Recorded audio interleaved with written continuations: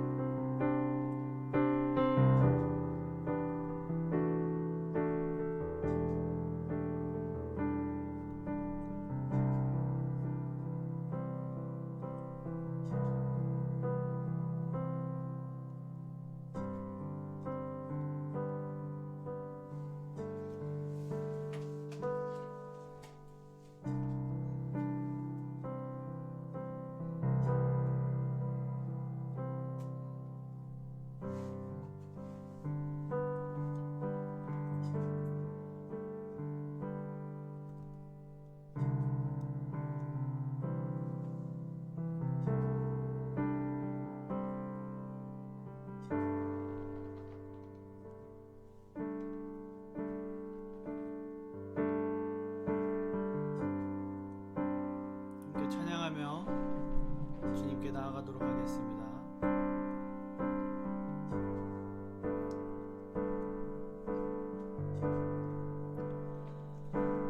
주의 약속이 아득하여도 나의 자리를 힘써 지키리. 주의 마음에 합한 자 되어 그 길 기꺼이 나 걷게 하소서. 주의 계획은 성실하시니 나의 고백은 온전케 하네. 주의 나라가 세워짐을 바라며 모든 것 기꺼이 주께 드리네. 내 맘 아시는 주님, 힘겹게 비워낸 바램들 다 내려놓고 주의 위로 전하며 그 신실하심 바라보리.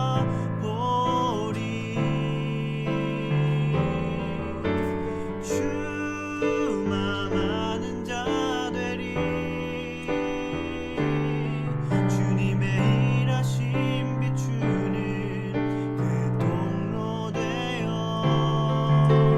주의 나라 위하여 내 소망 넘어 주 뜻 이루소서. 한 번 더 찬양하도록 하겠습니다. 주의 약속이 아득하여도 나의 자리를 힘써 지키리. 주의 마음에 합한 자 되어 그 길 기꺼이 나 걷게 하소서. 주의 계획은 성실하시니 나의 고백은 온전케 하네. 주의 나라가 세워지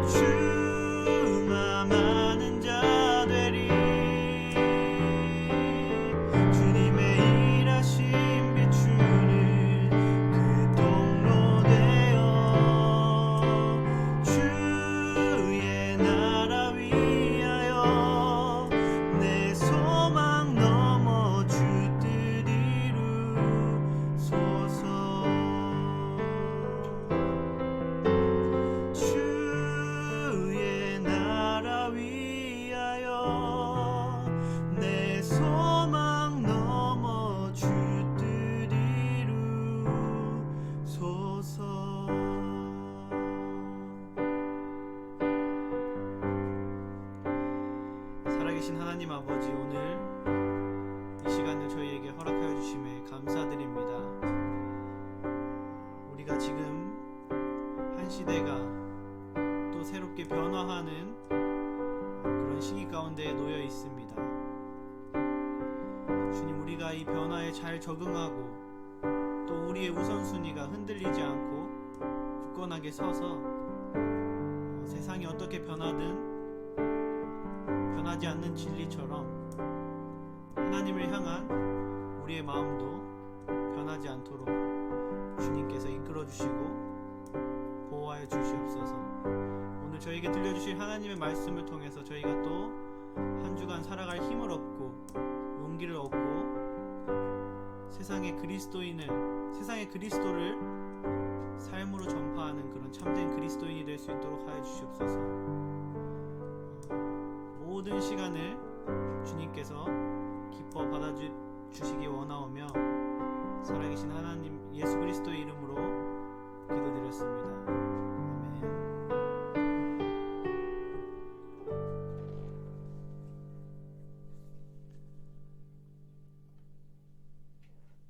네, 수예배에 오신 여러분들을 주님의 이름으로 축복합니다.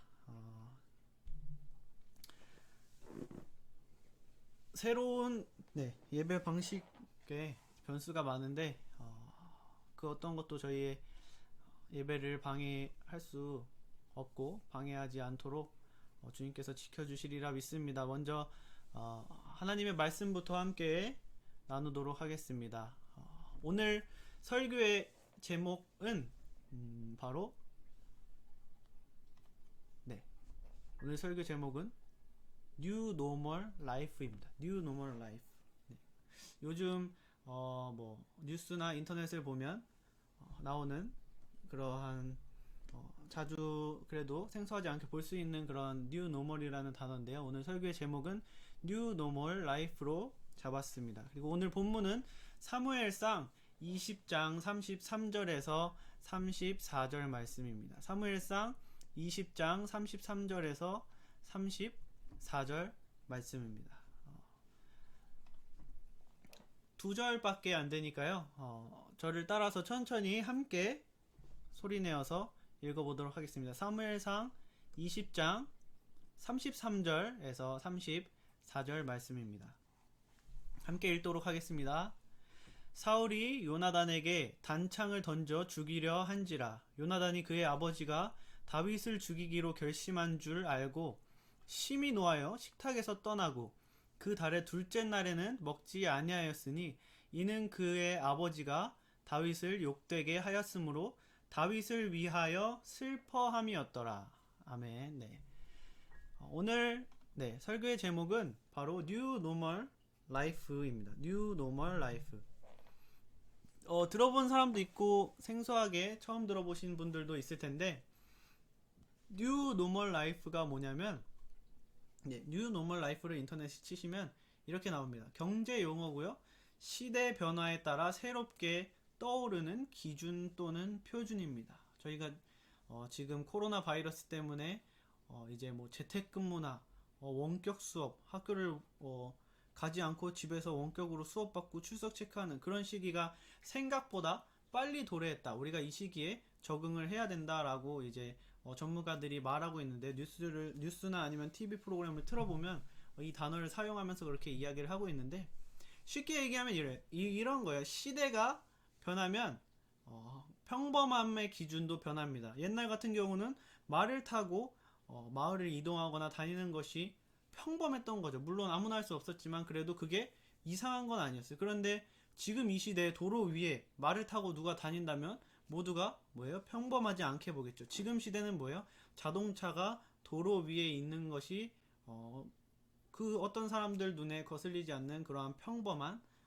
문화가 되었다는 거죠. 그래서 시대가 변하면서 평범한 것이 평범하지 않은 것이 되고 또 그 시절엔 없었던 것이 이 시절에는 생겨서 그것이 또 삶의 기준이나 아니면 평범한 것, 상식이 되곤 합니다. 이게 바로 New Normal Life라는 건데요. 여러분들 그래도 학생들이 아니고 조금 더 한층 성장한 청년들이니까 이런 것은 다 설명하면 이해하시겠죠? 그래서 뉴 노멀 시대에 우리가 이제 살고 있다라고 이제 이야기를 합니다. 그래서 오늘 이제 왜 뉴 노멀 라이프로 제목을 지었는가는 이제 마지막 부분에 이제 우리가 결심을 하면서 밝힐 텐데요. 먼저 오늘 본문을 함께 살펴보자면 사울과 요나단이 뭐예요? 싸우는 내용입니다. 뭐 둘이 정적이 아니고 우리가 잘 알다시피 사울과 요나단은 뭐죠? 사울과 요나단은 아버지와 아들이에요. 사울은 이스라엘의 초대 왕이고 요나단은 그 아버지의 아들입니다. 쉽게 말하면 왕세자, 다음 왕위를 이어받을 그러한 아들인 거죠. 그런데 사울과 아들이 싸워요. 사울이 아들한테 얼마나 화났냐면 자기 아들에게 너무나 화가 나가지고 창을 던져서 죽이려고 할 정도로 아버지가 아들한테 화가 난 거죠. 그리고 아들도 뭐예요? 34절에 보면 요나단도 심히 놓아요. 밥을 먹고 있다가 그냥 박차고 밥상머리에서 나왔다는 거예요. 그래서 아들과 아버지가 이렇게 싸운 거죠. 아들과 아버지가 싸운 이유는 뭐냐면 하나님께서 사울이 잘못해서 이제 사울에게서 이제 하나님의 뜻이 떠나서 다윗에게로 갔죠. 그래서 하나님께서 다윗에게 기름을 부시고 다윗을 왕으로 삼고자 하셨습니다. 그래서 사울이 그것을 알고 뭐예요? 다윗을 죽이려고 하죠. 그런데 요나단은 하나님의 뜻을 알고 뭐예요? 다윗을 살려줍니다. 그래서 사울은 다윗을 죽이려고 했는데 요나단은 다윗을 살려줬어요. 그래서 사울이 요나단한테 화가 났고 요나단도 다윗과 친했고 또 하나님의 뜻을 알아서 다윗을 살려줬는데 사울이 아무 죄 없는 다윗을 죽이려고 하는 것을 알자 요나단도 자기 아버지에게 화가 나서 둘이 이제 틀어지는 그러한 본문이 오늘의 본문입니다. 그러면 여러분 하나의 질문을 해볼게요.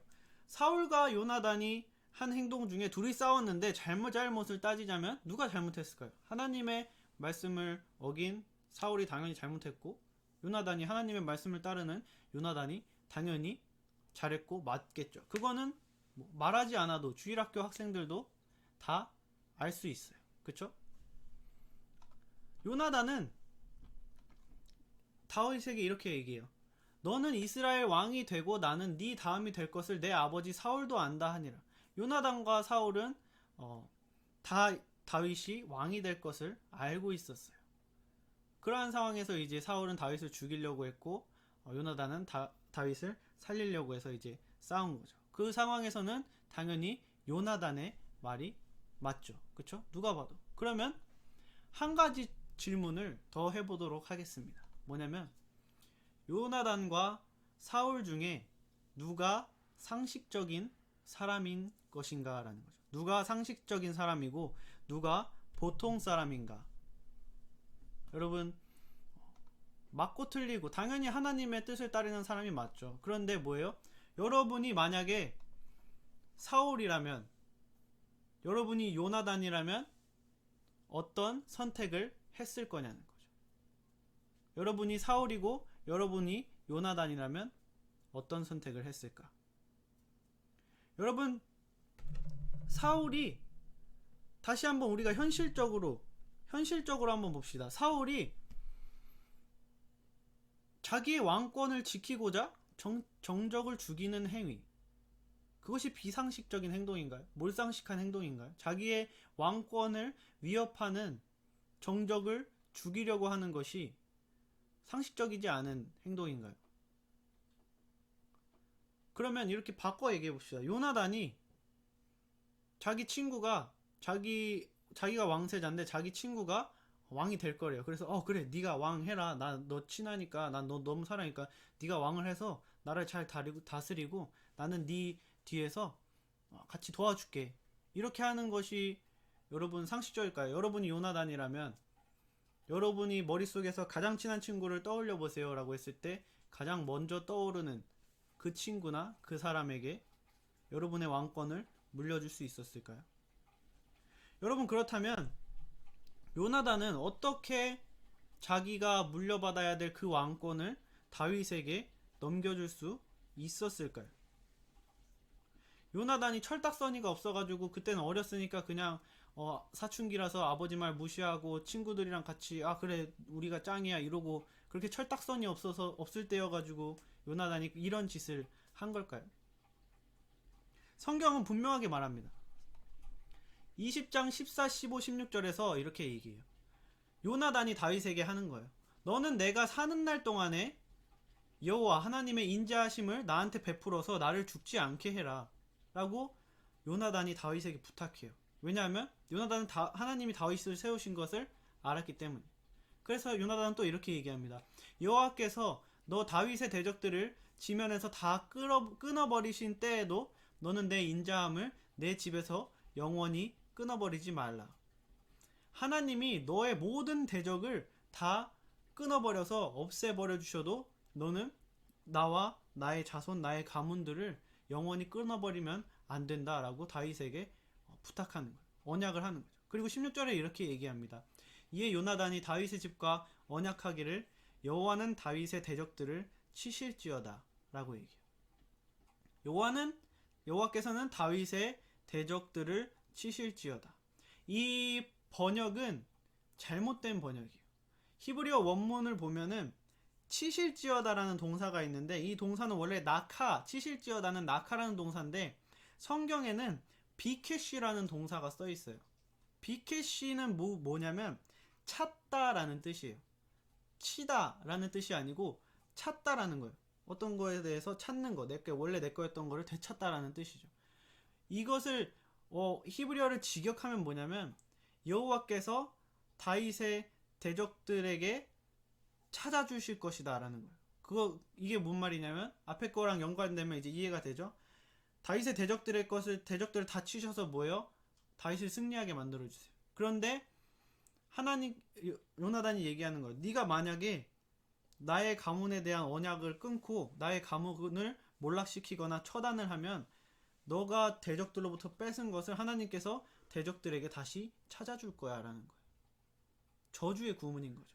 그런데 이것이 맞는 것이 뭐냐면 당시에 지금 이 시대 몇천 년 전, 3,000년 전, 거의 3,000년 전에 다윗이 살던 이 시대에 거의 모든 대부분의 언약, 사람과 사람의 맹세, 하늘에 두고 맹세하는 그 맹세 언약에서 대부분 마지막은 뭐예요? 저주 부분으로 끝나요. 내가 너한테 이걸 약속해 줄게. 너는 나한테 이걸 약속해 줘. 우리는 지금 하나님 앞에서 맹세하는 거야. 만약에 이것을 어긴 사람은 이런 저주를 받을 거야 라고 말하는 것이 바로 그 당시의 언약이에요. 그래서 이 사무엘상 14장부터 봤지만 그 앞에서 요나단이 얘기해요. 다윗아, 내가 너 절대 죽지 않도록 아버지에게서 지켜줄게. 내가 너 보호해주고 피할 길을 줄게. 내가 하나님 앞에서 너한테 약속한다라고 자기가 다윗에게 약속하는 걸 먼저 이야기를 해요. 그리고 14절부터 뭐냐면 대신에 너가 왕이 되면 내 자손들은 너가 지켜줘야 돼 라고 이제 다윗에게 언약을 할 것을 제시하는 겁니다. 그리고 너가 만약에 언약을 어긴다면 뭐야? 하나님께서 너의 대적들을 통해서 너를 치실 거야 라고 이야기해요. 그 앞에서 이미 만약에 내가 언약을 어기면 여호와께서 나를 치실 거야 라고 요나단도 먼저 얘기를 했어요. 그리고 뭐요? 다윗에게 자신의 조건을 제시하면서 너가 이걸 어기면 하나님께서 너의 대적을 통해서 너를 치실 거야 라는 그러한 저주의 조건을 다합니다. 요나단은 철딱서니가 없어서 자기의 왕권을 다윗에게 넘겨주는 게 아니었어요. 자기가 물려받아야 할 왕권이 다윗에게 가면 어떤 일이 일어나는지 요나단은 뭐예요? 너무나도 명확하게 상식적으로 잘 알고 있었어요. 그런데 뭐예요? 요나단은 그럼에도 불구하고 계속해서 다윗을 지지하고 다윗 편을 들고 다윗을 살려줬다는 것입니다. 여러분, 어떻게 요나단이 이렇게 할 수가 있었을까요?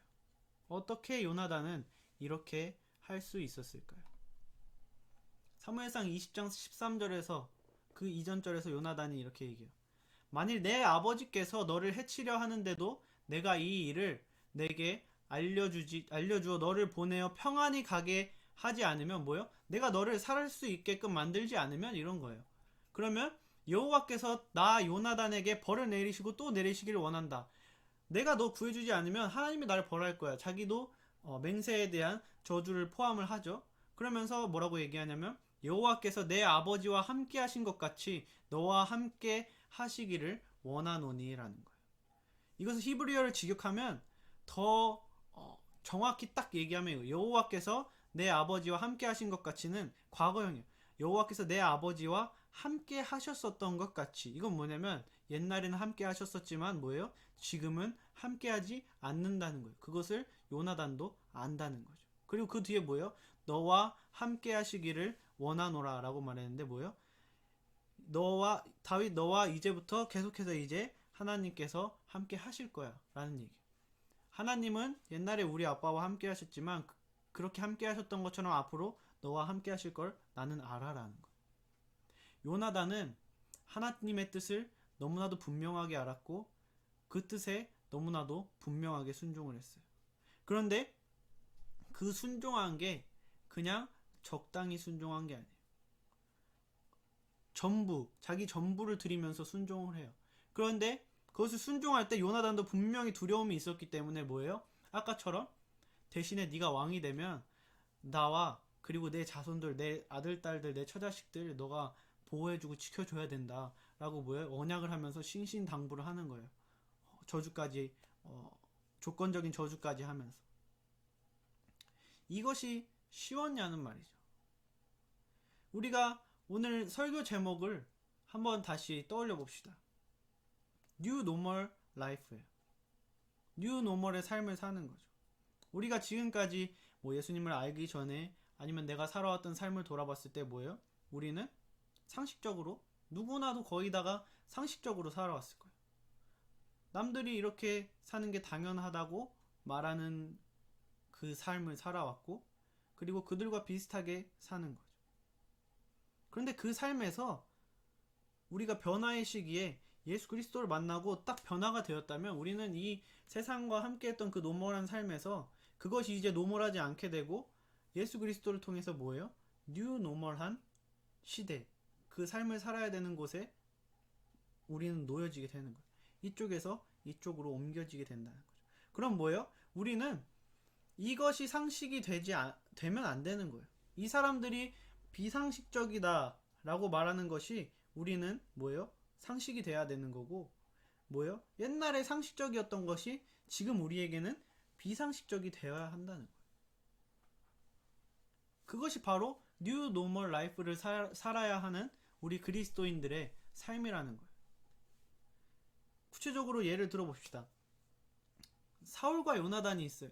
지금 오늘의 주인공 사울과 요나단인데 아까 얘기했던 것처럼 두 사람은 아까 봤던 본문처럼 하나님께서 다윗을 선택했고 사울 다음의 왕은 다윗이라는 것을 둘 다 분명하게 알았어요. 하나님의 뜻을 분명하게 알았어요.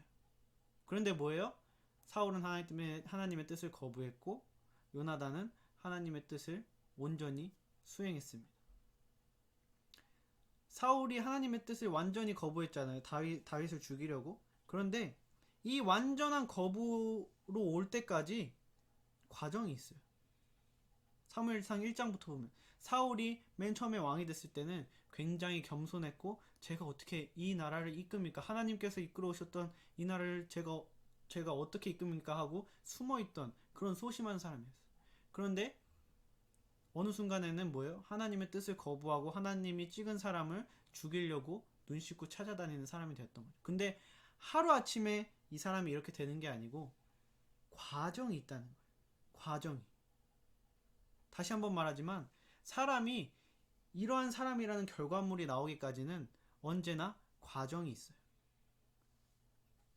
사울이 하나님의 뜻을 맨 처음부터 막 거부하고 토달던 게 아니에요.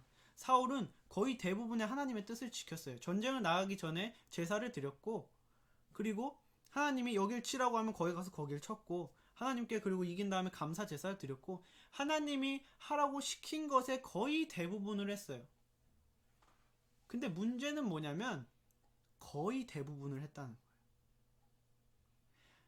사울이 그렇게 거의 대부분을 하면서 살아오다가 처음으로 사울이 내가 너에게서 떠날 거야 하나님이 당신 떠날 거면 당신의 왕국이 이제 영원하지 않을 거다라는 말을 들을 때 그 결정적인 사건은 뭐냐면 전쟁에 나갔는데 7일 뒤에 하나님께 제사를 드리고 전쟁을 치르라고 했어요.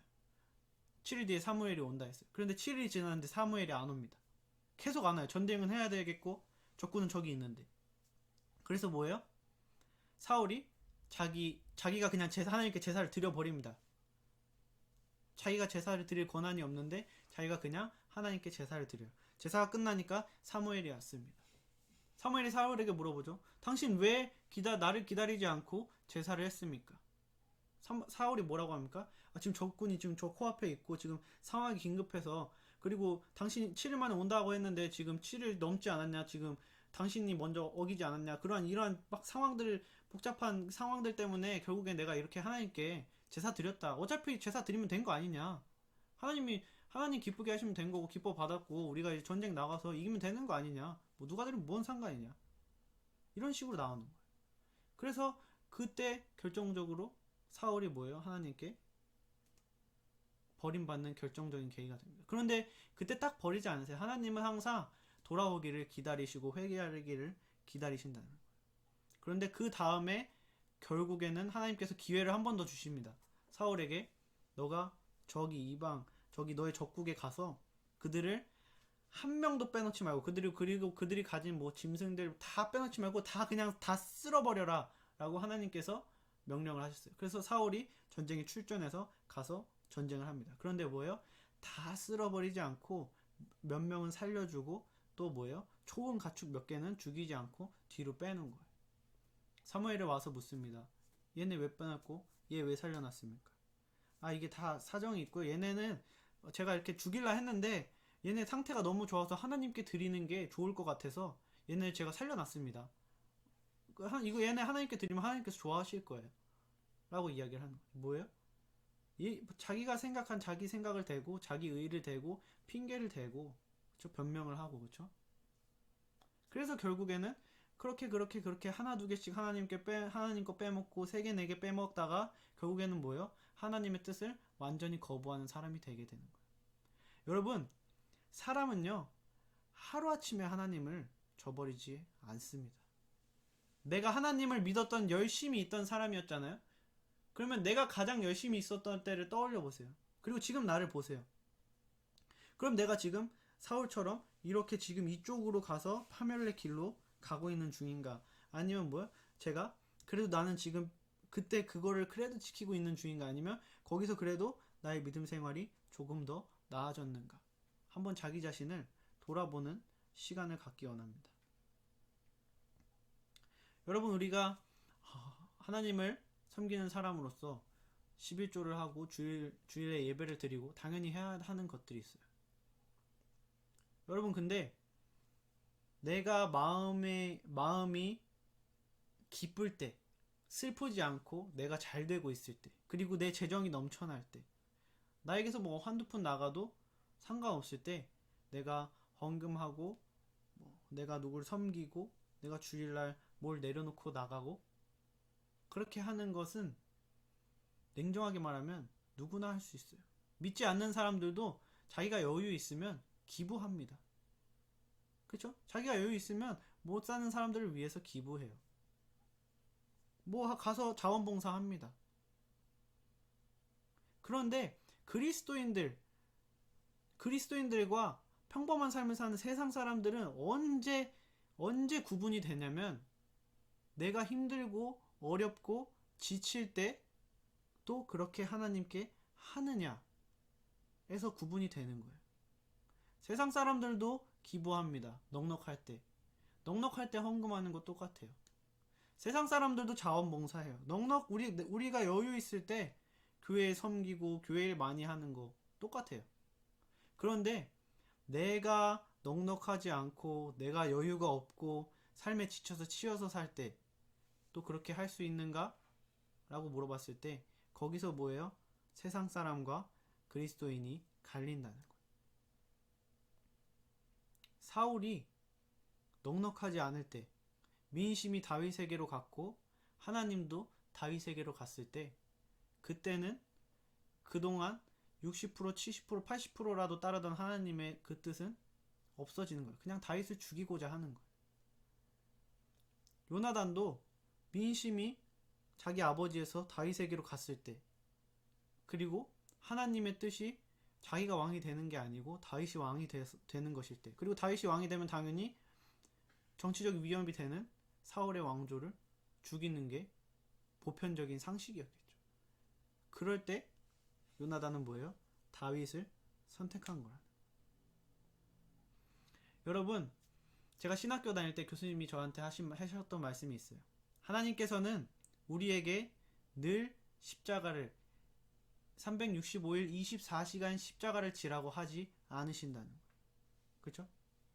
근데 하나님께서는 결정적일 때 우리에게 십자가를 요구하신다는 겁니다. 결정적인 순간에 십자가를 요구하시고 우리는 그때 십자가를 질 것인가 말 것인가를 결정해야 되는 거예요.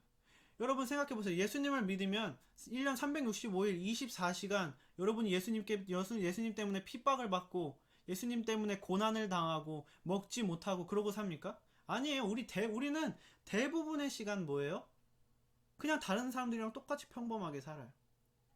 그런데 나의 인생의 결정적인 어느 순간, 중요한 순간에 하나님께서 뭐예요? 너 그때 그 시간에 나를 위해 십자가를 질 수 있니라고 그때 우리에게 십자가를 들이미신다는 거예요. 그러면 우린 뭐예요? 그때 그 십자가를 잡을 수 있는가? 그리스도인은 뭐예요? 그때 그 십자가를 잡는 사람들이 그리스도인들이라는 거예요. 그때 그 십자가를 잡지 못하고 하나님 제가 이것까지만 하고, 아니면 하나님 제가 그거 할 건데 이거 하고 그거 할게요. 그래야지 이거를 2배 더 효율적으로 할 수 있어요. 여러분 이거는 뭐예요? 사울이에요. 그렇지 않아요? 근데 뭐예요? 내가 이 어떠한 프로젝트를 90% 해놨는데 극단적으로 이거를 그냥 내려놓고 이거 할 수 있니? 라고 나한테 마음속에 계속 찔림과 그런 생각을 주시는. 그랬을 때 그냥 내가 이거 밥상 다 차려놨어도 그냥 누가 숟가락 하나 얹어주고 이걸 할 수 있는가 라고 했을 때 뭐예요? 요나단은 누구에게 네가 다 해라 주고 십자가를 지는 게 요나단이라는 거예요. 여러분은 지금 여러분의 믿음은 사울인가요? 요나단인가요? 여러분 그렇다고 해서 나의 지금 마음 상태가 사울이라고 해서 우리가 그럼 구원받지 못한 사람, 그건 아니에요. 그건 아니고 우리는 그럼 어떻게 우리는 죄성이 있고 늘 연약하기 때문에 우리가 깨어있지 못하면 늘 넘어지고 사울처럼 되기 쉽습니다. 그러면 뭐예요? 우리가 뉴 노멀 라이프, 노멀 라이프에서 뉴 노멀 라이프로 전환하는 삶을 살려면 우리가 어떻게 해야 하는가? 가장 첫 번째가 뭐예요? 바로 말씀이에요. 하나님의 말씀이 사람을 바꿉니다. 사역자가 열심히 해서 여러분이 바뀌는 게 아니에요. 선생님들이 열심히 해서 여러분이 바뀌는 게 아니고, 사역자는 선생님들은 뭐에 열심히 하는 거냐면 여러분들이 어떻게든 말씀을 들을 수 있는 상황을 만들고 말씀을 줄 수 있게 하기 위해서 열심히 내는 거예요. 여러분이라는 사람을 바꾸는 거는 결국에는 뭐예요? 말씀이고, 그 말씀이 귀를 통해 마음으로 들어갔을 때 그 말씀이 살아서 여러분을 바꾸는 거지 저희가 바꾸는 건 아니에요. 그저 리더들, 교사들, 사역자들은 뭐예요? 여러분들에게 어떻게 하면 더 말씀을 듣게 할 수 있을까? 그걸 살아내게 할 수 있을까? 라는 것을 연구하고 노력하는 사람들이지, 여러분이라는 사람을 바꿀 힘은 사람에겐 없어요. 사람을 바꾸는 건 하나님만이 하실 수 있습니다. 여러분, 토달지 않는 믿음, 변명하지 않는 믿음, 재지 않는 믿음이 우리에게 필요하다는 거예요.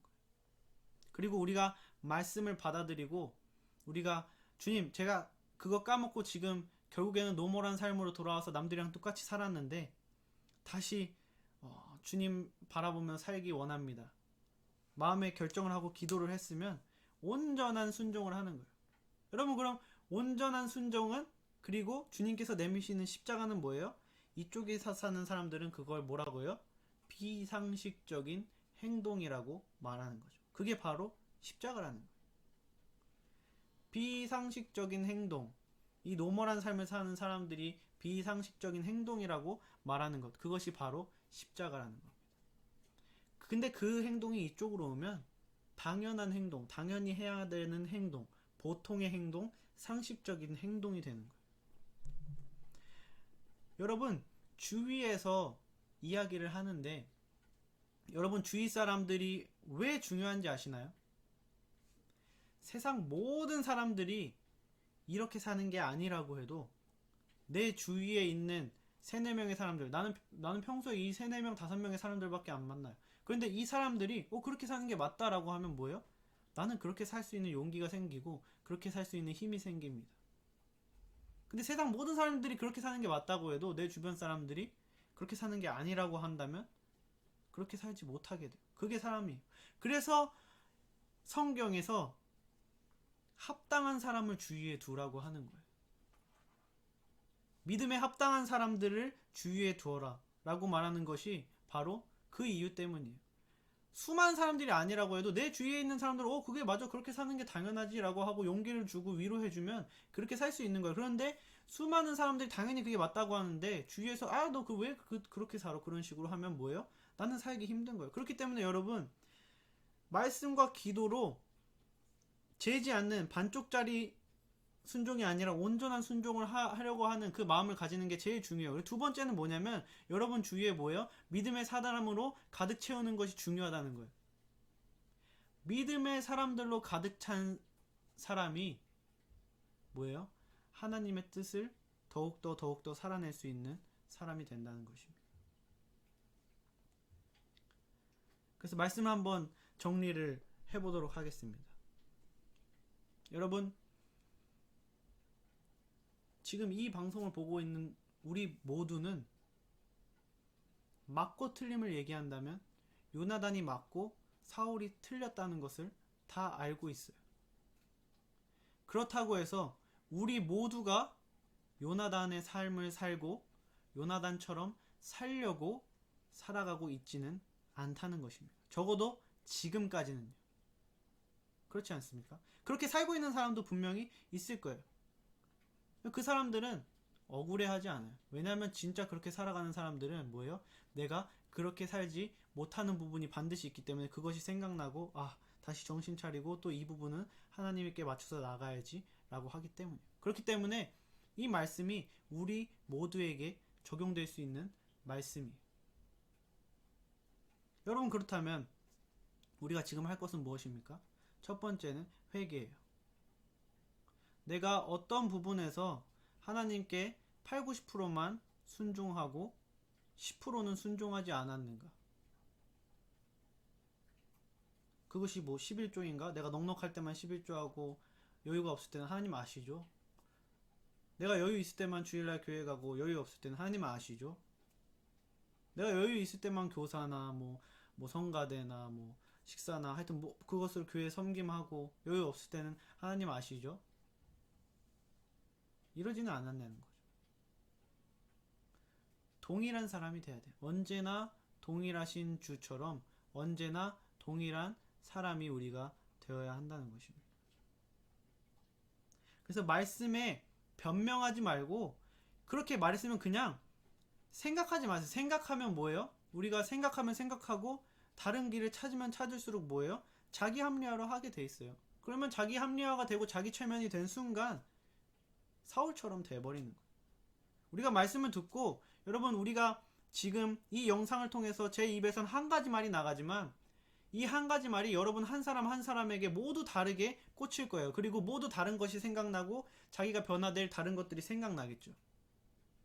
그것을 인정하고 회개하고 하나님께 다시 죄송합니다. 100% 이것을 드리도록 노력하겠습니다. 하나님 도와주세요. 해야 한다는 거죠. 그리고 뭐예요?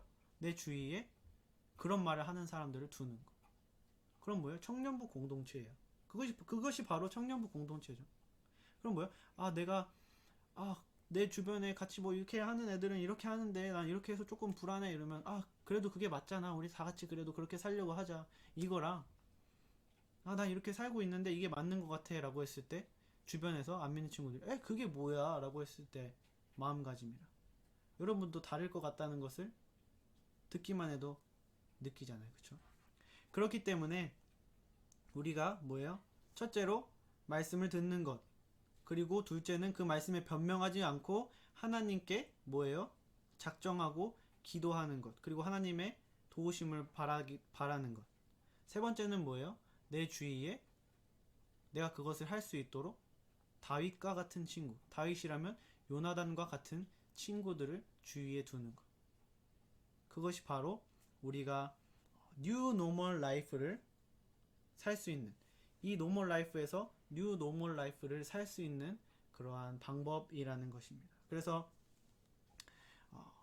결론을 내리면 우리가 노멀 라이프가 아닌 말씀을 따라 사는 뉴 노멀 라이프를, 믿음의 뉴 노멀 라이프를 살아내는 인천열린교회 청년부가 되었으면 좋겠습니다.